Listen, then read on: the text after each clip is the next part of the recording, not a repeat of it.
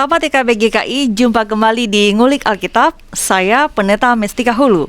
Kali ini kita akan mengulik Keluaran pasal 14 ayat 15-31. Tema kita, Allah berpihak kepada orang-orang lemah. Untuk mengulik teks kita ini telah hadir di studio Bapak Pendeta Asigor Sitanggang THD. Halo Pak Pendeta, apa kabar? Baik, halo juga Ibu Tika. Terima kasih sudah bersedia menjadi narasumber di Ngulik Alkitab episode ini ya Pak. Terima kasih kembali sudah diundang untuk hadir di sini. Baik, sahabat, Bapak Pendeta Asigor Sitanggang THD adalah dosen di Sekolah Tinggi Filsafat Teologi Jakarta atau kita kenal juga dengan STT Jakarta. Program Ngulik Alkitab yang sedang kita saksikan ini adalah sarana bagi kita untuk belajar mendalami kitab suci dan melihat apa yang menjadi relevansinya dalam kehidupan kita sehari-hari. Dengan senang hati kami mengajak para sahabat untuk berinteraksi bersama kami melalui kolom komentar yang tersedia. Kita awali ngulik kita ini dengan berdoa dipimpin oleh Bapak Pendeta Asigor. Silakan Bapak. Mari kita bersatu dalam doa. Allah yang baik, kami berterima kasih untuk kesempatan di mana kami akan belajar kitab suci, khususnya dari Keluaran 14 ayat 15 sampai 31. Kiranya Engkau memimpin kami dengan roh-Mu sehingga kami boleh mengerti dan mendapatkan panduan bagi kehidupan kami masing-masing. Demi nama Tuhan Yesus Kristus kami berdoa dan mengucap syukur. Amin. Amin. Saya akan membaca Keluaran pasal 14 ayat 15-31 yang akan kita ulik dari sini di studio, dan silakan para sahabat dengan Alkitab masing-masing. Keluaran pasal 14 ayat 15-31. Berfirmanlah Tuhan kepada Musa, "Mengapakah engkau berseru-seru demikian kepadaku? Katakanlah kepada orang Israel supaya mereka berangkat, dan engkau angkatlah tongkatmu dan ulurkanlah tanganmu ke atas laut, dan belahlah airnya, sehingga orang Israel akan berjalan dari tengah-tengah laut di tempat kering. Tetapi sungguh aku akan mengeraskan hati orang Mesir, sehingga mereka menyusul orang Israel. Dan terhadap Firaun dan seluruh pasukannya, keretanya dan orangnya yang berkuda, aku akan menyatakan kemuliaanku. Maka orang Mesir akan mengetahui bahwa akulah Tuhan, apabila aku memperlihatkan kemuliaanku terhadap Firaun, keretanya dan orangnya yang berkuda." Kemudian bergeraklah malaikat Allah yang tadinya berjalan di depan tentara Israel, lalu berjalan ke belakang mereka, dan tiang awan itu bergerak dari depan mereka, lalu berdiri di belakang mereka. Demikianlah tiang itu berdiri di antara tentara orang Mesir dan tentara orang Israel. Dan oleh karena awan itu menimbulkan kegelapan, maka malam itu lewat, sehingga yang satu tidak dapat mendekati yang lain semalam-malaman itu. Lalu Musa mengulurkan tangannya ke atas laut, dan semalam-malaman itu Tuhan menguakkan air laut dengan perantaraan angin timur yang keras, membuat laut itu menjadi tanah kering, maka terbelahlah air itu. Demikianlah orang Israel berjalan dari tengah-tengah laut di tempat kering, sedang di kiri dan di kanan mereka air itu sebagai tembok bagi mereka. Orang Mesir mengejar dan menyusul mereka, segala kuda Firaun, keretanya dan orangnya yang berkuda, sampai ke tengah-tengah laut. Dan pada waktu jaga pagi, Tuhan yang di dalam tiang api dan awan itu memandang kepada tentara orang Mesir, lalu dikacaukannya tentara orang Mesir itu. Ia membuat roda keretanya berjalan miring dan maju dengan berat, sehingga orang Mesir berkata, "Marilah kita lari meninggalkan orang Israel, sebab Tuhanlah yang berperang untuk mereka melawan Mesir." Berfirmanlah Tuhan kepada Musa, "Ulurkanlah tanganmu ke atas laut, supaya air berbalik meliputi orang Mesir, meliputi kereta mereka dan orang mereka yang berkuda." Musa mengulurkan tangannya ke atas laut, maka menjelang pagi berbaliklah air laut ke tempatnya, sedang orang Mesir lari menuju air itu. Demikianlah Tuhan mencampakkan orang Mesir ke tengah-tengah laut. Berbaliklah segala air itu, lalu menutupi kereta dan orang berkuda dari seluruh pasukan Firaun yang telah menyusul orang Israel itu ke laut.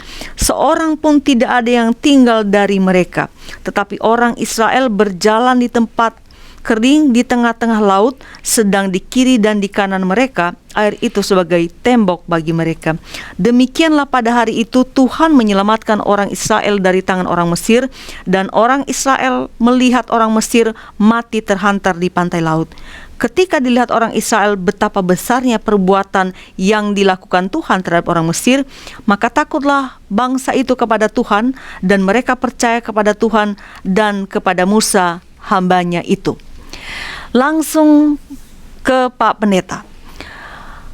Kalau dalam teks kita ini kan kita melihat bahwa ada sebuah konteks begitu, bahwa Israel ini dikejar oleh Firaun, dan Israel ya punya niatan dong menyelamatkan diri. Saya kira kita semua juga yang merasa terancam menyelamatkan diri. Nah, persoalannya adalah ada laut yang menghadang mereka. Nah, pertanyaan saya ke Pak Pendeta membuka ngulik kita ini adalah, bagaimana Israel akan selamat dengan Firaun di belakang siap untuk mengejar mereka, tetapi laut Teberau juga menghadang mereka, tidak ada jalan, tidak ada depan belakang nih, susah nih. Gimana ini Pak Pendeta? Ya, sebelumnya kita mulai dulu dengan Laut Merah ini ya. Baik. Ada percakapan antara Musa dengan YHWH, kita biasa menyebutnya Yahweh begitu ya. Tetapi lebih tepat sebetulnya menyebut saja YHWH atau istilah kerennya tetragrammaton begitu ya. Nah, dalam percakapan ini Musa dengan Yahweh pada saat bangsa Israel sudah keluar dari Mesir. Jadi mereka sudah dalam perjalanan dan sekarang di depan mereka ada Laut Merah. Dan yang menarik adalah kita menyebutnya Laut Merah di sini, tetapi sebetulnya di Perjanjian Lama bahasa Indonesia tidak digunakan istilah Laut Merah, tetapi di Perjanjian Baru justru digunakan Laut Merah. Di Kisah 7 ayat 36, juga di Ibrani 11 ayat 29 yang merujuk keluaran ini, penyeberangan laut ini, istilah yang digunakan dalam bahasa Indonesia adalah Laut Merah, Kisah 7 ayat 36 dan Ibrani 11 ayat 29. Tetapi di Perjanjian Lama, TBLAI menggunakan istilah Laut Teberau. Nah, waktu saya mempersiapkan ini saya jadi bertanya-tanya mengapa kok di bahasa Indonesia Perjanjian Lama Teberau, mengapa di Perjanjian Baru menggunakan Laut Merah. Dan ketika saya iseng lagi melihat bahasa Inggris, ternyata cukup banyak bahasa Inggris yang menggunakan Red Sea, Laut Merah. ISV, ASV, KJV, MKJV dan beberapa yang lain. Namun ada juga terjemahan Inggris yang menggunakan reed. Bukan red tapi reed. Sempat pikiran usil saya karena saya seorang penafsir begitu ya. Apakah ini dulu kesalahan tulis zaman dulu dari REED reed C, E-nya kemudian waktu ditulis kekurangan satu, kurang satu jadi red begitu. Pikiran usil saya begitu, tapi ternyata tidak. Not that easy gitu ya, tidak semudah itu gitu ya. Maka ketika saya mengecek lagi, ternyata nama bahasa Ibrani dalam Perjanjian Lama tanah itu Yamsuf. Yamsuf artinya alang-alang, laut alang-alang. Nah, alang-alang itulah yang kemudian diterjemahkan Teberau. Begitu. Teberau itu artinya memang alang-alang begitu. Nah, Laut Merah yang digunakan oleh Perjanjian Baru tadi maupun juga oleh banyak bahasa Inggris, teks bahasa Inggris merupakan terjemahan dari Eritrea, Thalassa. Thalassa itu laut sebetulnya. Dan Eritrea ini tidak harfiah merah, tapi dia merujuk pada sejenis tumbuhan Trichodesmium erythraeum. Yang sebetulnya kalau bahasa kita sehari-hari ya rumput laut gitu ya, rumput laut. Nah, menariknya seperti yang ada di tayang di gambar ini, rumput laut ini pada saat musim ya mekar lah, kalau kembang bunga itu mekar begitu ya, dia jadi warna merah begitu, terutama di shore-nya, di pantainya warna merah. Karenanya kemudian dia dirujuk sebagai Laut Merah. Lalu mengapa teks Perjanjian Lama kita pakai Teberau, teks Perjanjian Baru kita pakai Laut Merah? Nah, rekan-rekan yang terkasih, sebetulnya ini yang memikat dari kebebasan kita menerjemahkan sekaligus menafsir dan menggunakan sumber-sumber terjemahan yang ada atau sumber-sumber bahkan bahasa asli yang ada. Dan kadang-kadang kalau saya bandingkan LAI, TBLAI gitu dengan Alkitab bahasa Inggris, kadang-kadang ada kemiripan, kadang-kadang beda begitu. Kadang-kadang saya jadi berpikir waktu TB diterjemahkan, kita belum lahir. 70 awal itu saya juga belum lahir, Ibu Tika juga belum lahir. Jadi penerjemah waktu itu juga mungkin sudah tidak hadir lagi di sini. Saya jadi mencoba menafsir mengapa diterjemahkan begitu. Nah, dengan kata lain, terjemahan Yunani Erythra Thalassa itu digunakan oleh Septuaginta. Septuaginta adalah Alkitab Perjanjian Lama berbahasa Yunani diterjemahkan dari Ibrani. Jadi Ibraninya pakai Yam-suf, laut alang-alang, tetapi penerjemahnya memahami bahwa yang dirujuk adalah laut yang pada musim tertentu berwarna merah karena Trichodesmium erythraeum ini. Maka kemudian mereka memakai istilah yang berlaku umum dalam bahasa Yunani untuk laut itu, yaitu Erythra Thalassa.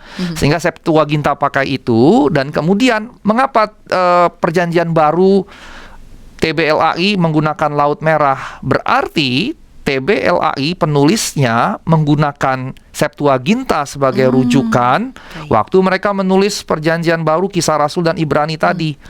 Mereka tidak menggunakan rujukan kepada teks Ibrani, dan ini menunjukkan sebetulnya aksesabilitas umat Kristiani mula-mula pada zaman itu cukup erat dengan Alkitab Septuaginta, Perjanjian Lama berbahasa Yunani. Itu yang membuat terjadi perbedaan itu. Jadi kalau ibu bapak di rumah mencari di dalam Alkitab, kok di Perjanjian Lama Teberau, di Perjanjian Baru di dua teks dirujuk sebagai laut merah, kira-kira dasarnya itu dua istilah tadi merujuk pada satu tempat yang sama. Kira-kira demikian. Baik, Pak Pendeta, selain ada perbedaan penyebutan di khususnya dalam teks kita Keluaran 14 itu penyebutan Teberau, tapi tadi Pak Pendeta menyebutkan juga Kisah Para Rasul dan Ibrani menyebut laut merah. Selain bahwa penyebutannya berbeda karena alasan tertentu, ada nggak arti khusus untuk perbedaan ini?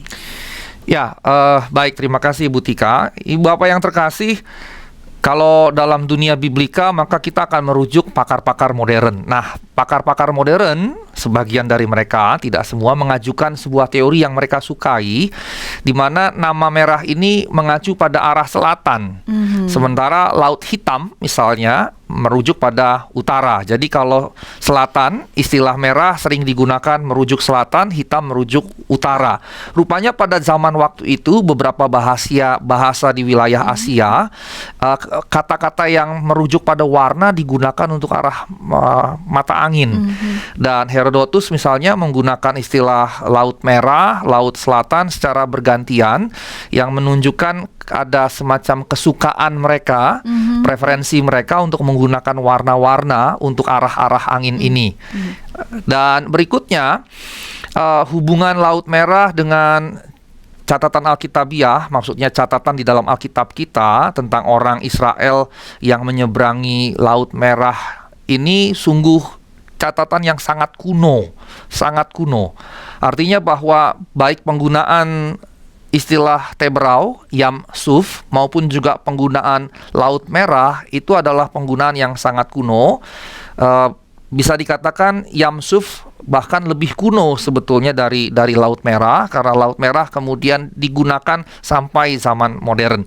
Nah, waktu diterjemahkan ke dalam Septuaginta, kitab Keluaran, maka waktu diterjemahkan ke dalam bahasa Yunani kuno pada abad ketiga sebelum Masehi, Yam-suf itulah yang kemudian diterjemahkan alang-alang. Nah, jadi persoalan adalah begini.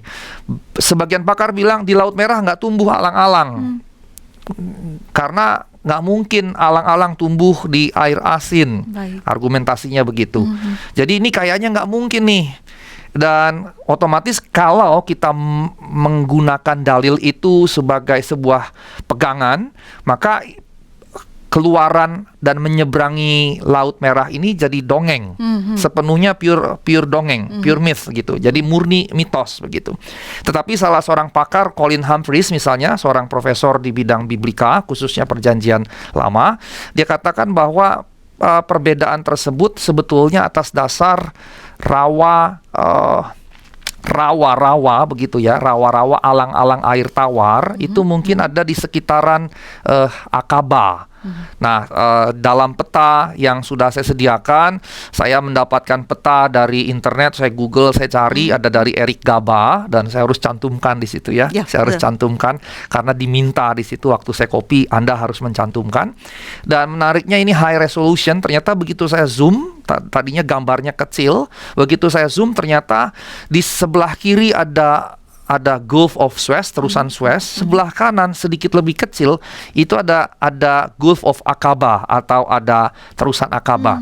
Nah, menurut Profesor Colin Humphreys ini kemungkinan besar itu yang dirujuk dengan sebutan Yam Suf tadi. Ya, atau Red Sea juga ya. Atau yang kemudian disebut Red Sea tadi, begitu. Itu jadi rujukan.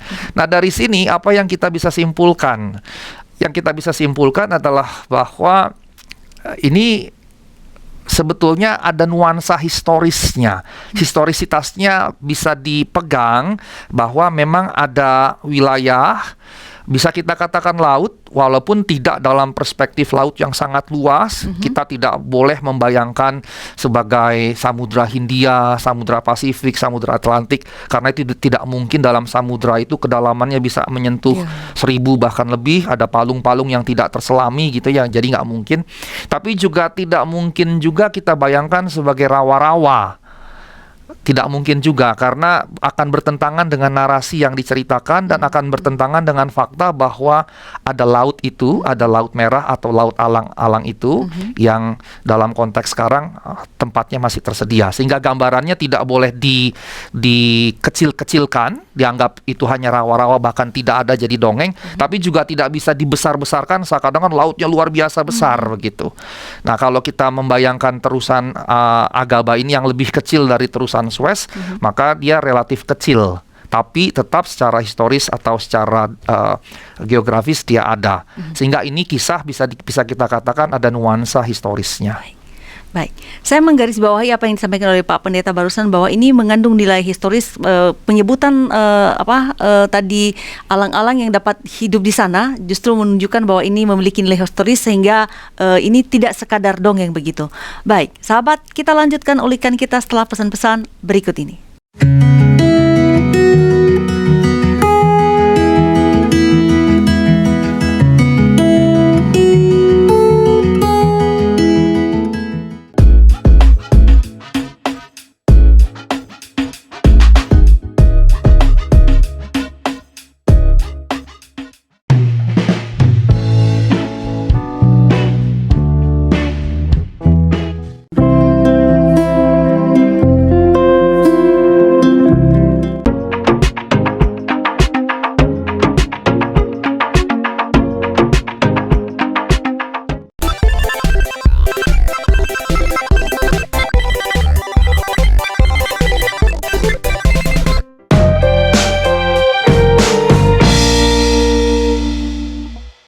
Sahabat, mari dukung pelayanan dan pekabaran Injil melalui YKB dengan membagikan link acara ini kepada sebanyak mungkin orang. Dukungan juga dapat saudara lakukan dengan mentransfer dukungan finansial ke rekening BCA ke nomor 450 305 2990 450 305 2990 atas nama Yayasan Komunikasi Bersama.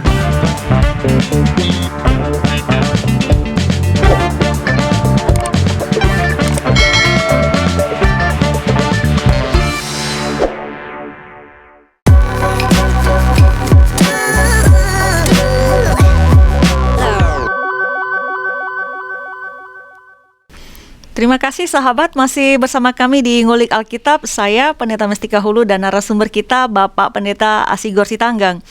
Saat ini kita sedang mengulik Keluaran pasal 14 ayat 15 sampai 31 dengan tema Allah berpihak pada orang-orang lemah.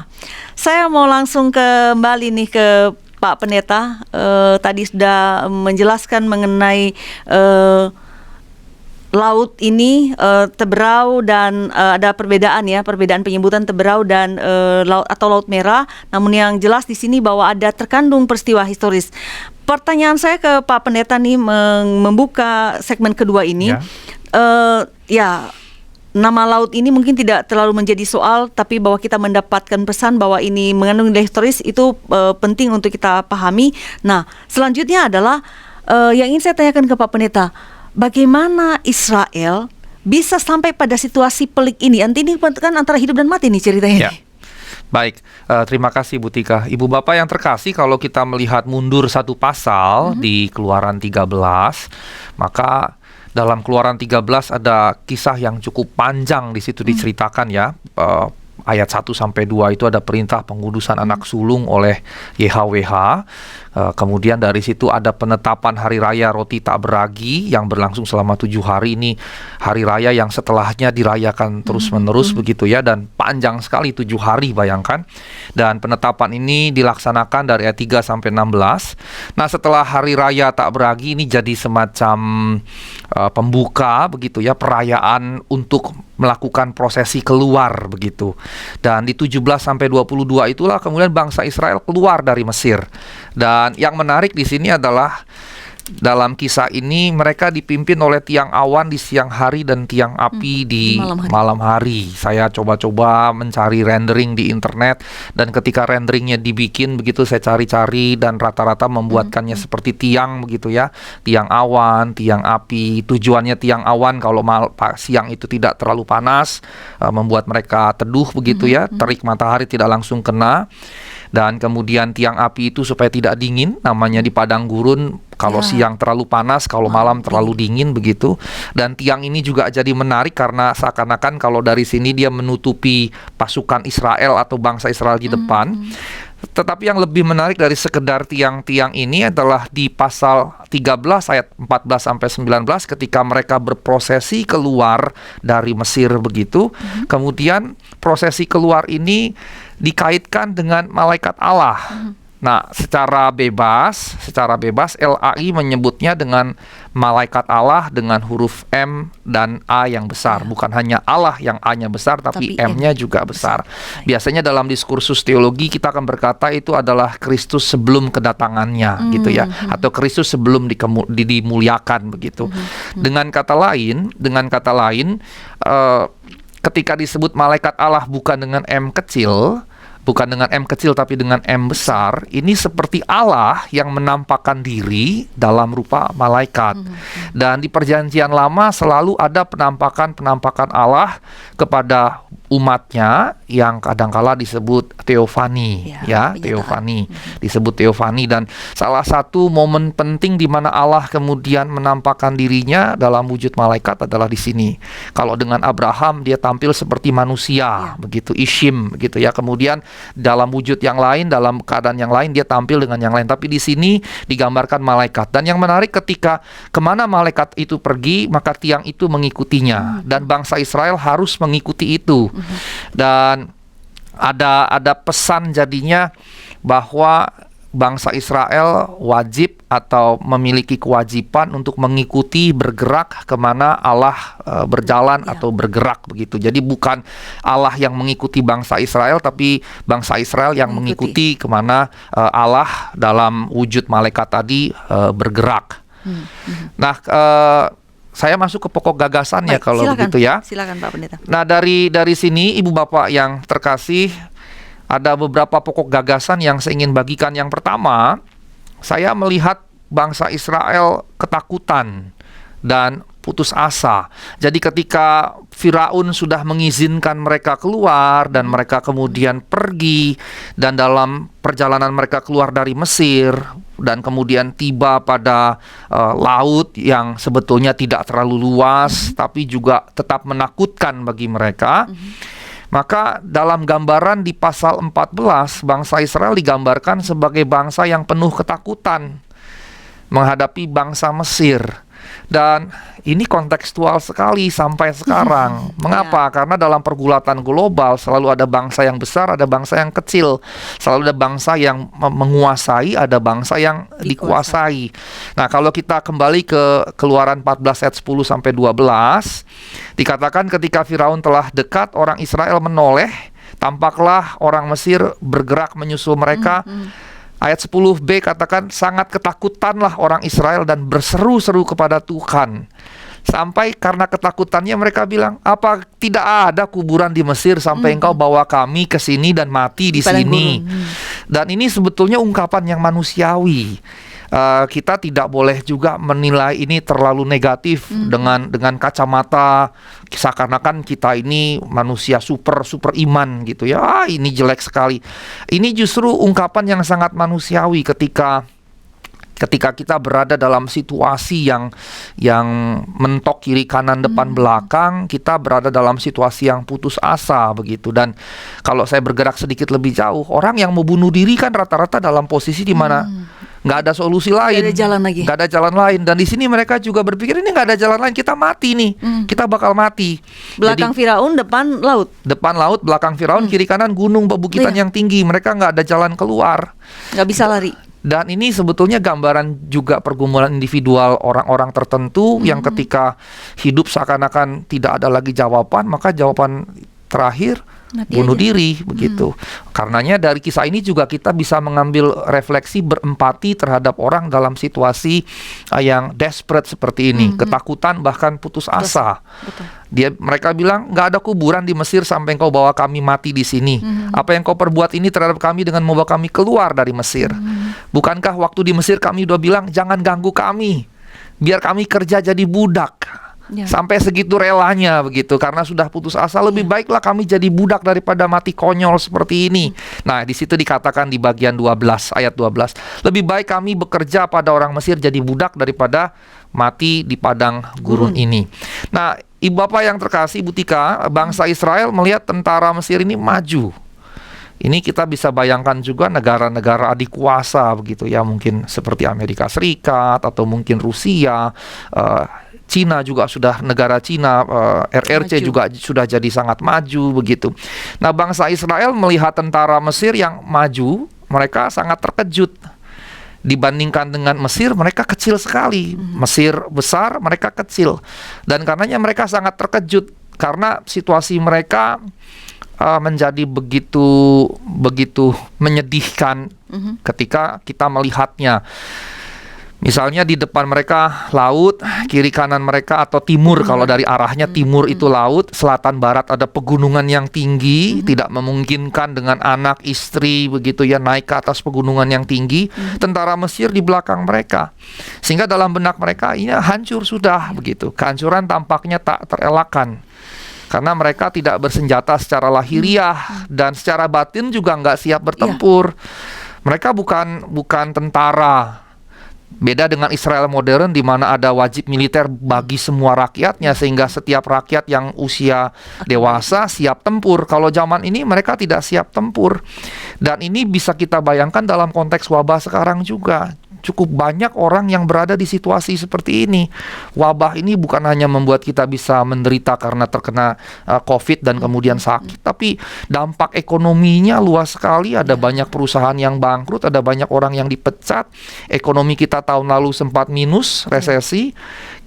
Cukup banyak orang yang berada di dalam kondisi-kondisi yang seperti ini. Dan bagi bangsa Israel, kehancurannya tampak tak terelakkan, nggak bisa lagi menghindar. Nah, kemudian ini yang menarik. Mereka berseru kepada Tuhan. Mereka teriak-teriak minta tolong pada Tuhan, tapi mereka tidak memiliki keyakinan kepada pertolongannya. Dikatakan mereka berseru kepada Tuhan, tapi toh situasi tidak berubah. Dan kita juga begitu, ketika kita menghadapi banyak pergumulan, apalagi dengan konteks sekarang, kita berseru pada Tuhan, tapi kok istri saya sakit, suami saya sakit, orang tua saya sakit, anak saya sakit, teman-teman saya sakit, kok kemudian ada yang meninggal, kok ternyata meninggal, dan seterusnya. Dan di teks ini mereka juga, sayangnya mereka tidak melihat semua perjalanan yang sudah terjadi, bagaimana Tuhan setia menyertai mereka. Karena itu mereka kemudian melampiaskan keputusasaan hati mereka, tetapi yang alamiah. Dalam keluhan mereka kepada Musa, mereka berkeluh kesah, bahkan bisa dikatakan marah kepada Musa. Mereka dibawa keluar dari perbudakan, tapi diperhadapkan ke dalam potensi untuk mati di padang gurun, mati konyol di padang gurun. Artinya situasinya mencekam, mereka takut sedemikian, tetapi masuk akal secara manusiawi apa yang mereka alami. Dengan kata lain, situasi yang dihadapi oleh Israel adalah situasi yang manusiawi, masuk akal untuk menjadi takut dan putus asa. Adalah manusiawi untuk takut dan putus asa. Begitu juga dengan kita sekalian. Baik, saya mau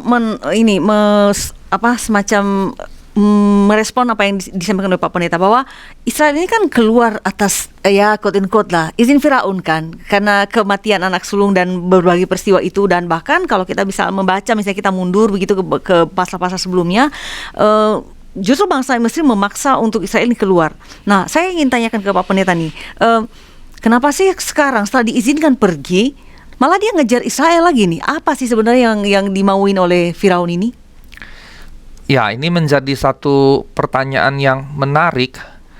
Karenanya saya masuk pada poin yang kedua. Dua kali dalam perikop kita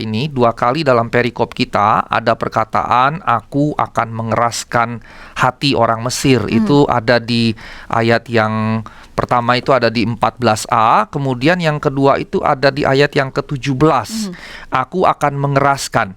Nah, Ibu Bapak yang terkasih, ini menjadi sebuah percakapan yang menarik. Mengapa? Karena aku akan mengeraskan hati Firaun jadi semacam terjemahan umum, dalam pengertian bahwa umumnya penerjemah-penerjemah Alkitab, bukan hanya LAI bahasa Indonesia, tapi bahasa-bahasa Inggris, karena ada banyak versi dalam bahasa Inggris. Juga waktu saya cek bahasa Jerman dan bahasa Belanda begitu, ada kecenderungan memang memahaminya aku akan mengeraskan hati Firaun begitu. Jadi terjemahan bahasa Indonesia, terjemahan yang juga digunakan oleh cukup banyak penerjemah-penerjemah atau lembaga-lembaga Alkitab.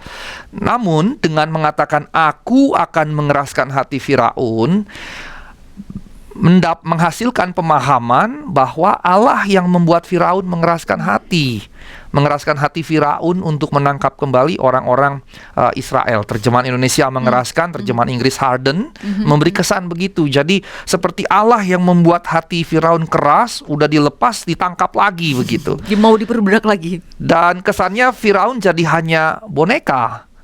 Dan lebih parah lagi, kita bisa bahkan membahasnya, menyatakan Allah terlibat dalam kejahatan Firaun jadinya.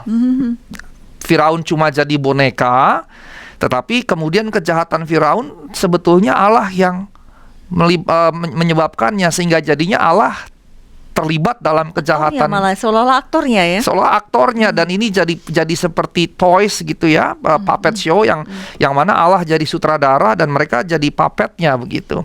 Nah, apakah demikian? Sebelum saya bahas begitu ke sana, sebetulnya ada percakapan yang menarik dari John Hick, seorang filsuf Inggris ini.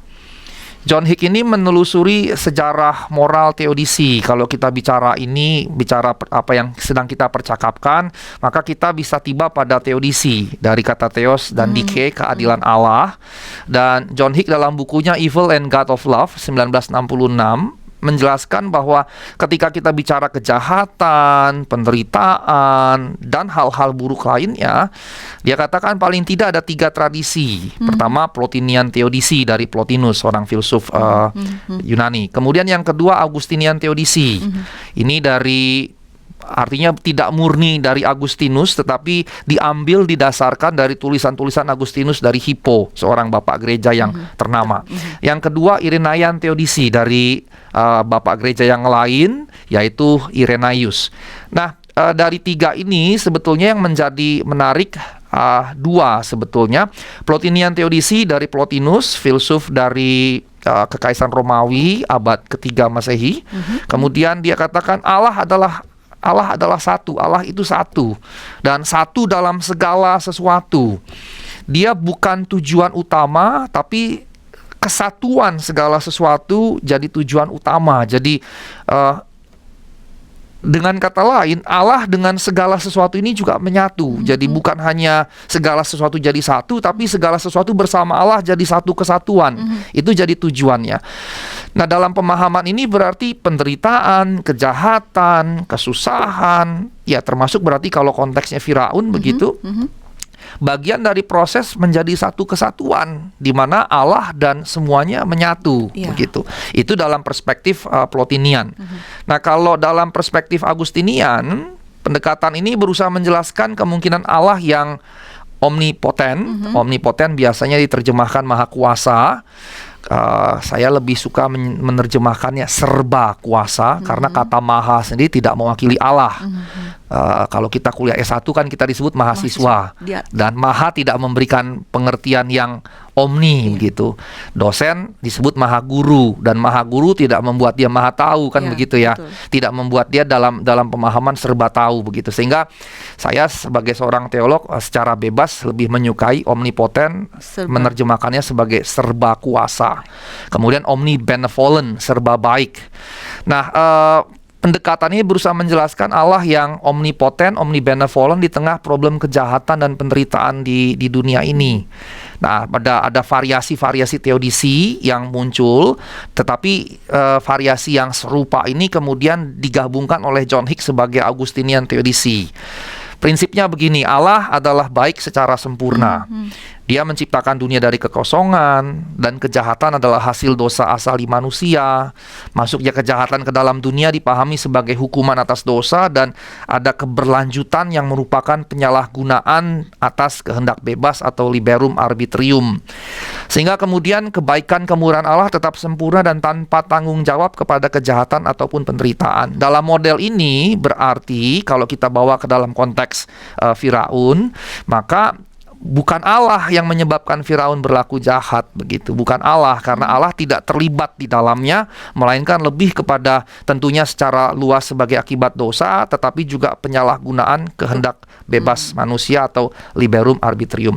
Nah, kalau kita masuk ke Irenaean teodisi, maka dia pahami bahwa penderitaan itu hadir sebagai pengembangan rohani. Jadi kalau saya menderita, maka Allah mengizinkan itu supaya jiwa saya bertumbuh, berkembang mencapai kedewasaan. Ini kan dalam aliran-aliran keagamaan yang senang meditasi segala macam, ini masuk ke dalamnya nih, suka menyendiri dan seterusnya begitu ya. Nah, Allah sepenuhnya bertanggung jawab terhadap derita dan penderitaan. Artinya kalau Firaun seperti itu, Allah yang menyebabkan itu, tetapi itu tidak dilihat dalam kacamata bahwa ini buruk begitu. Yang jahat yang kita derita sesungguhnya tidak jahat. Artinya ada greater cause dan ada greater goal begitu. Ada sebab yang jauh lebih besar, lebih agung. Ada juga tujuan yang lebih besar, lebih agung begitu. Singkat katanya itu untuk kebaikan lah ya. Saya jadi ingat motonya Ordo SJ ya. Ad maiorem gloriam Dei gitu ya. Kemuliaan yang lebih besar bagi Allah begitu ya. Dan derita-derita ini akan membuat menjadi baik karena akan membuat jiwa kita jadi lebih baik menurut Augustinian teodisi ini ya, Irenaean teodisi ini, menurut Irenaean. Nah, yang menarik adalah kemudian bagaimana kita melihat kisah Israel dan Mesir dalam perspektif ini misalnya. Baik, Pak Pendeta, kita jeda dulu, kita lanjutkan setelah pesan-pesan berikut ini.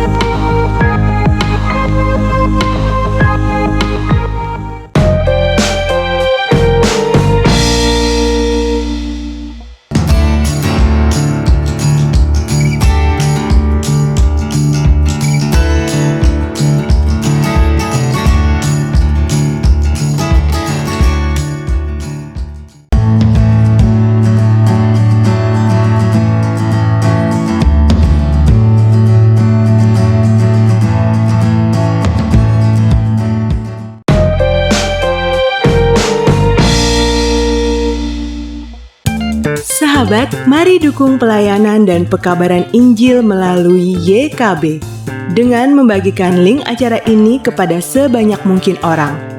Dukungan juga dapat saudara lakukan dengan mentransfer dukungan finansial ke rekening BCA ke nomor 450 305 2990 450 305 2990 atas nama Yayasan Komunikasi Bersama.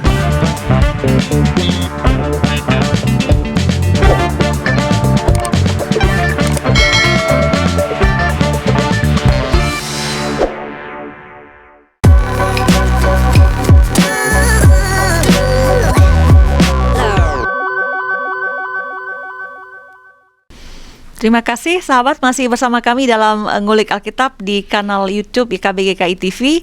Saya Pendeta Mestika Hulu dan narasumber kita Bapak Pendeta Asigor Sitanggang. Saat ini kita sedang mengulik Keluaran pasal 14 ayat 15 sampai 31 dengan tema Allah berpihak pada orang-orang lemah. Kita sudah berada di segmen terakhir, namun para sahabat tentu masih dapat berinteraksi bersama kami di kolom komentar yang tersedia. Baik, kita langsung ke Pak Pendeta nih. Di segmen kedua tadi Pak, Bapak Pendeta sudah menjelaskan ada beberapa pokok gagasan yang muncul di sana yang perlu kita perhatikan. Ada Israel yang ketakutan dan putus asa karena apa yang mereka alami, dan kemudian tadi di penghujung segmen kedua Pak Pendeta menjelaskan bahwa Tuhan ini mengeraskan hati Firaun. Nah, saya mau tanya ke Pak Pendeta nih supaya menjadi jelas bagi para pemirsa Ngulik Alkitab, apa iya Pak Tuhan itu mengeraskan hati Firaun? Atau apa sih sebenarnya yang terjadi di sana? Ya, baik. Terima kasih.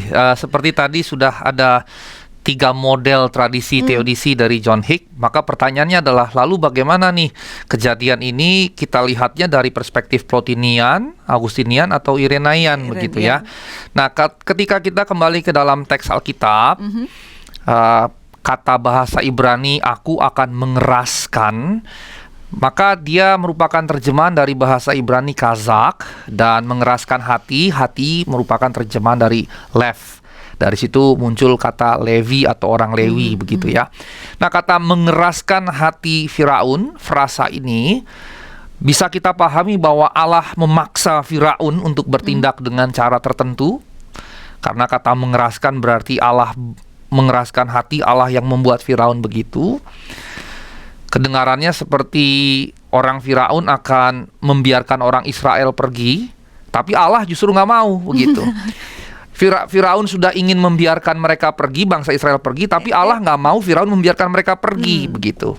Ini kan jadi kayak great plot begitu ya. Dan Allah jadi seperti menghentikan, bahkan mengabaikan otonomi Firaun, bahwa dia punya otonomi atas dirinya sendiri. Nah, seorang penafsir menggagas bahwa kata kazak dalam bahasa Ibrani bisa juga diterjemahkan memperkuat. Jadi bukan hardened tetapi strengthened, bukan mengeraskan tapi memperkuat. Dan hati di sini berarti bisa juga keinginan atau kehendak begitu, karena memang bahasa Ibrani hati ini bisa bicara secara harfiah di dalam tubuh manusia, bisa juga bicara keinginan atau kehendaknya begitu. Sehingga kalau kita memahami bukan dalam konteks yang pertama mengeraskan hati Firaun, tetapi lebih kepada memperkuat keinginan kehendak, maka yang terjadi adalah Firaun memang memiliki kehendak untuk tidak mengizinkan bangsa Israel, dan Allah hanya memperkuatnya begitu. Dalam contoh atau cara yang negatif, misalnya kalau kita ketemu orang yang berkeras hati untuk melakukan sesuatu padahal kita sudah larang, akhirnya kita mungkin dengan kesal, ya udah pergi saja sana, ya udah kerjakan saja sana, lakukanlah seperti yang kau mau. Kalau orang tua marah sama anak, bisa juga seperti itu. Anaknya misalnya bersikeras, apalagi sekarang nih lagi SPMB segala macam, si anak nggak mau mengikuti pilihan orang tuanya. Misalnya orang tuanya maunya ambil ekonomi supaya dia nanti bisa gampang cari kerja. Dia maunya ambil jurusan politik.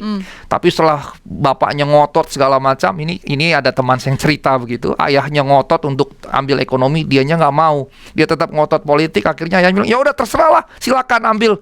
Nah, jadi bukan disetujui sebenarnya ya? Sebetulnya bukan disetujui, ya sudah, seperti itu kira-kira gambarannya seperti itu. Bukan dalam pengertian Firaun yang ingin melepaskan Israel Israel, tapi Allah tidak ingin Firaun begitu. Sebaliknya, Firaun justru bersikeras untuk itu, Allah hanya memperkuat itu. Tetapi nanti di poin yang berikutnya ada tujuan di balik itu, begitu. Tetapi intinya adalah bahwa ini bukan dalam perspektif, apalagi sampai kita tarik ke predestinasi, Allah menetapkan segala sesuatu tanpa keterlibatan manusia. Sehingga dengan kata lain, terjemahan yang bisa kita berikan, Tuhan menguatkan kehendak Firaun, dan terjemahan ini juga sama validnya. Bahkan kita bisa usulkan pemahamannya bukan pada Allah yang mengeraskan, tapi Allah yang menguatkan. Sehingga Firaun artinya memang sudah berkehendak untuk memperbudak bangsa Israel seterusnya.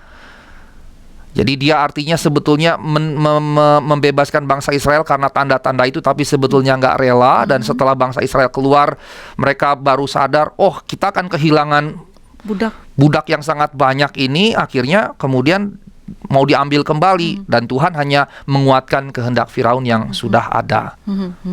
Baik, Tuhan menguatkan kehendak Firaun untuk memperbudak Israel, dan kehendak itulah yang membuat Firaun mengejar Israel hingga ke Laut Merah ini. Nah, apa gagasan lainnya? Sudah dua yang Pak Pendeta jelaskan. Apa gagasan lainnya yang bisa kita lihat juga dari peristiwa Laut Teberau ini? Saya ingat sebelum Pak Pendeta menyampaikan itu, dari penjelasan Pak Pendeta saya menangkap begini, bahwa Laut Teberau semacam refleksi saya aja nih Pak Pendeta. Laut Teberau itu menjadi batas kekuasaan Firaun gitu, yang dominan terhadap Israel yang lemah ini. Tetapi Laut Teberau ini juga bagi saya ketika menyimak Pak Pendeta ini menjadi saksi betapa kuasanya dan kasihnya Allah juga pada Israel gitu Pak. Baik, terima kasih Ibu Tika. Kalau kita lihat peta, nanti bisa ditayangkan, maka memang menyeberang laut itu sudah wilayah yang di luar teritori Mesir. Jadi kesimpulan atau refleksi teologis yang Bu Tika dapatkan ketika mempersiapkan percakapan kita bisa dikatakan secara geografis juga tepat adanya. Artinya memang menyeberangi laut itu sudah di luar kekuasaan Mesir, dari kerajaan Mesir, bisa dibilang seperti itu ya, karena wilayah ini kan pada zaman ini ada beberapa kerajaan besar. Kalau di bawah itu ada Mesir, sedikit ke kanan itu ada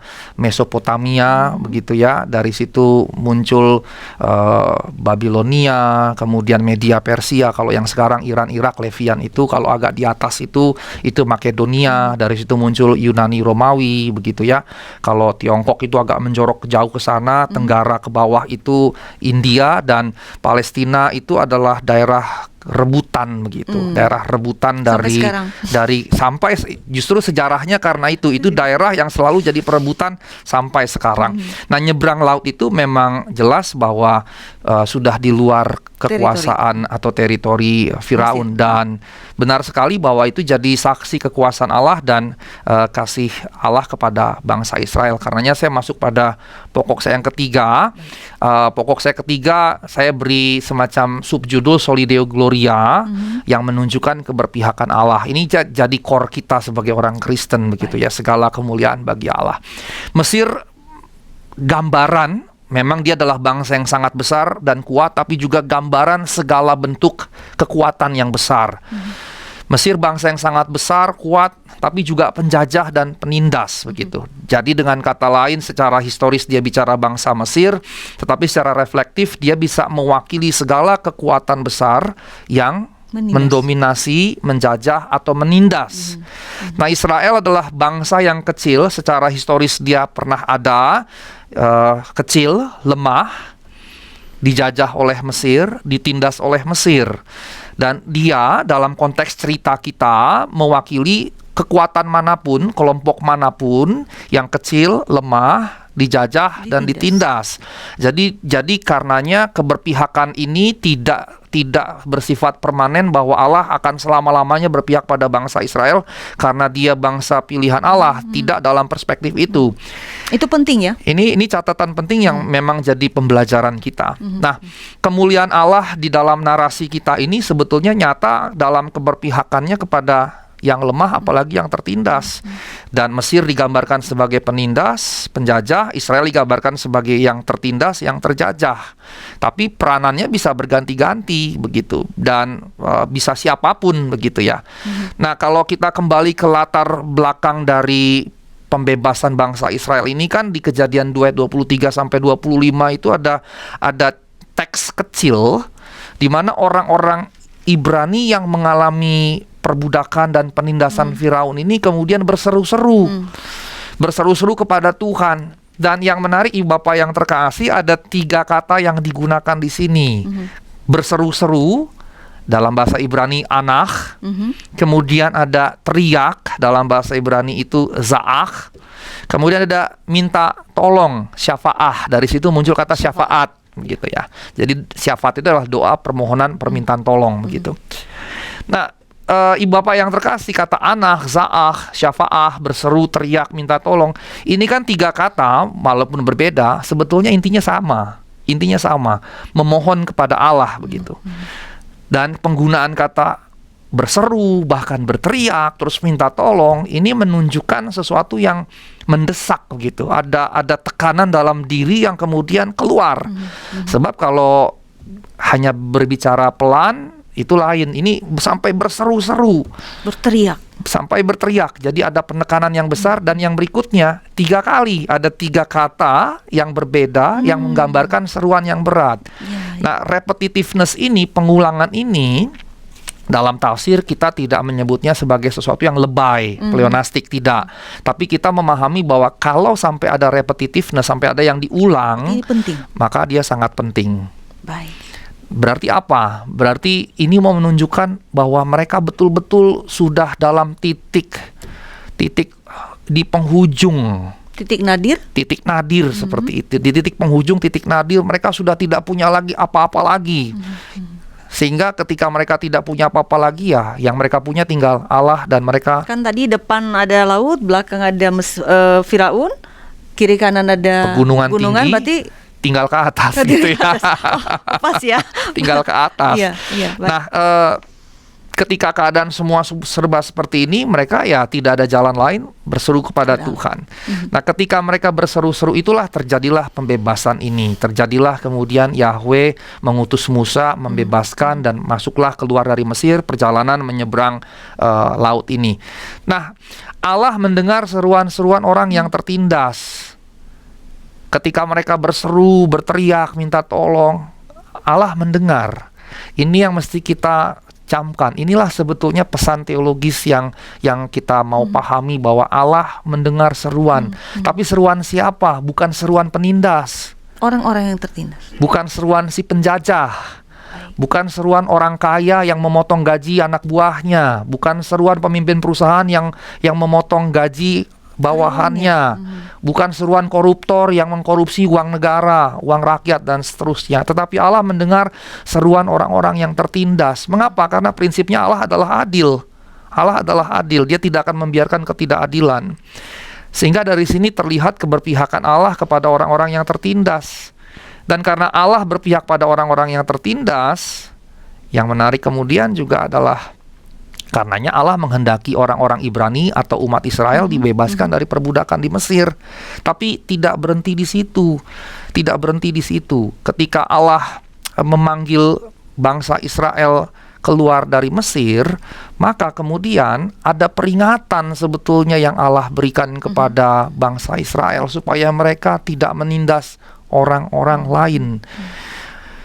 Allah menggunakan narasi keluarnya bangsa Israel dari Mesir untuk mengingatkan, kamu jangan menindas bangsa-bangsa lain atau orang-orang lain seperti dulu kamu ditindas oleh bangsa Mesir. Dan ini menjadi pokok yang penting. Karena ketika kemudian kita ganti menindas orang lain, kita ganti menjajah orang lain, maka sebetulnya orang lain yang dijajah, yang kita jajah, yang kita tindas akan berseru-seru juga kepada Allah, dan otomatis Allah akan membela mereka dan melawan kita. Tadinya kita yang jadi umat Allah, jikalau kita gereja Tuhan, kemudian entah sebagai individu, organisasi atau perusahaan, tapi katakanlah kita sebagai umat Allah, kemudian kita menindas, menjajah orang-orang lain, kita sama saja menjadikan diri kita musuh Allah, lawan Allah, karena Allah akan berpihak pada orang yang tertindas dan terjajah tadi. Karenanya ini menjadi pesan penting yang kita mesti camkan baik-baik, keberpihakan Allah pada orang-orang yang tertindas, terjajah, karena Allah adalah Allah yang adil. Keadilan jadi sifat yang inherent dalam diri Allah secara kekal. Tidak pernah ada masa dia tidak adil. Jadi kalau kita bicara Allah, pasti bicara keadilan. Karenanya gereja bicara Allah, tidak boleh tidak berbicara keadilan. Dan karenanya kalau kayak begitu, gereja dan umatnya dan anggota-anggota jemaatnya tidak boleh hidup dalam ketidakadilan, tidak boleh menindas dalam rupa apapun, tidak boleh menjajah orang lain dalam rupa apapun, karena tidak sesuai dengan karakteristik Allah. Dan kalau kita menyebut diri kita umat Allah, maka karakteristik itu harus jadi bagian dari identitas kita. Demikian Ibu Tika. Baik, Pak Pendeta, saya kira saya tertarik dengan apa yang Bapak katakan tadi, bahwa Allah itu berpihak kepada yang ditindas begitu, dan bahkan tadi Pak Pendeta dan penjelasan mengatakan tidak selama-lamanya Allah berpihak pada orang yang sekarang ditindas, tapi pada waktunya nanti ketika dia sudah merdeka menjadi kuat di menindas orang lain. Jadi ini menjadi peringatan juga bagi kita. Baik, Pak Pendeta, kita berada di penghujung ngulik Alkitab ini. Apa pesan yang Bapak mau sampaikan supaya menjadi perhatian dan kita harapkan diterapkan oleh para pemirsa ngulik Alkitab? Baik, terima kasih Bu Tika. Ibu Bapak yang terkasih, pesan yang saya ingin sampaikan sebagai penutup dari sesi kita kali ini hanya singkat saja, sederhana saja, bahwa kita sekalian diberikan panggilan oleh Allah. Allah memanggil kita semua untuk tidak menjadi penindas dan penjajah dalam bentuk apapun. Yang kita mesti refleksikan, apakah ada bentuk sekecil apapun, dalam skala apapun, dalam bentuk apapun, dalam skala apapun. Jangan sampai kita terlibat di dalamnya. Karenanya, Bapak yang terkasih, kita mesti berlaku adil dalam segala sesuatu, karena Allah adalah adil. Baik, terima kasih Pak Pendeta Asigor Sitanggang atas kehadiran Bapak sebagai narasumber dan penjelasan yang diberikan dalam ngulik Alkitab episode ini. Sahabat, terima kasih telah setia bersama kami dalam ngulik Alkitab episode ini, dan terima kasih juga untuk dukungan yang Anda berikan, baik dengan memberikan like ataupun membagikan link ini ke sebanyak mungkin orang agar mereka pun dapat belajar seperti kita, dapat memiliki pemahaman yang lebih baik mengenai firman Tuhan. Jangan lupa di-subscribe supaya para sahabat mendapatkan update konten-konten terbaru yang diberikan oleh YKB GKI TV. Tuntas sudah jumpa kita kali ini, sampai jumpa pada ngulik yang akan datang. Kita berdoa dipimpin oleh Bapak Pendeta Asigor. Silakan Bapak. Baik, terima kasih. Mari Bapak kita bersatu di dalam doa. Allah yang pemurah, kami berterima kasih untuk sesi ini. Biarlah apa yang kami telah saksikan, telah dengar, boleh menjadi modal dalam ziarah kehidupan kami masing-masing, sehingga kami tidak menjadi penindas, penjajah dalam bentuk dan skala apapun, namun menjadi pelaku-pelaku keadilan. Kami membawa damai dan menjadi pencipta damai, menjadi peace bringer maupun peacemaker dalam kehidupan kami seluruhnya. Demi nama Yesus kami berdoa dan mengucap syukur. Amin. Amin. Sahabat, mari dukung pelayanan dan pekabaran Injil melalui YKB dengan membagikan link acara ini kepada sebanyak mungkin orang. Dukungan juga dapat saudara lakukan dengan mentransfer dukungan finansial ke rekening BCA ke nomor 450 305 2990 450 305 2990 atas nama Yayasan Komunikasi Bersama.